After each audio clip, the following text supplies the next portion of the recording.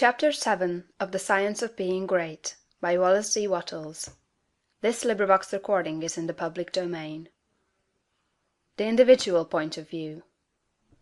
Important as the matter of your point of view for the facts of social life is, it is of less moment than your viewpoint for your fellow men, for your acquaintances, friends, relatives, your immediate family, and most of all, yourself. You must learn not to look upon the world as a lost and decaying thing, but as a something perfect and glorious, which is going on to a most beautiful completeness.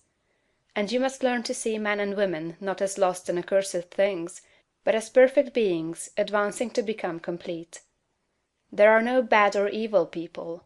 An engine, which is on the rails pulling a heavy train, is perfect after its kind, and it is good. The power of steam, which drives it, is good. Let a broken rail throw the engine into the ditch, and it does not become bad or evil by being so displaced. It is a perfectly good engine, but off the track. The power of steam that drives it into the ditch and wrecks it is not evil, but a perfectly good power. So that which is misplaced, or applied in an incomplete or partial way, is not evil. There are no evil people. There are perfectly good people who are off the track, but they do not need condemnation or punishment, they only need to get upon the rails again. That which is undeveloped or incomplete often appears to us as evil, because of the way we have trained ourselves to think. The root of a bulb that shall produce a white lily is an unsightly thing. One might look upon it with disgust. But how foolish we should be to condemn the bulb for its appearance when we know the lily is within it. The root is perfect after its kind. It is a perfect but incomplete lily, and so we must learn to look upon every man and woman, no matter how unlovely in outward manifestation. They are perfect in their stage of being, and they are becoming complete. Behold, it is all very good. Once we come into a comprehension of this fact, and arrive at this point of view, we lose all desire to find fault with people, to judge them, criticize them, or condemn them. We no longer work as those who are saving lost souls, but as those who are among the angels, working out the completion of a glorious heaven. We are born of the Spirit, and we see the kingdom of God. We no longer see men as trees walking, but our vision is complete.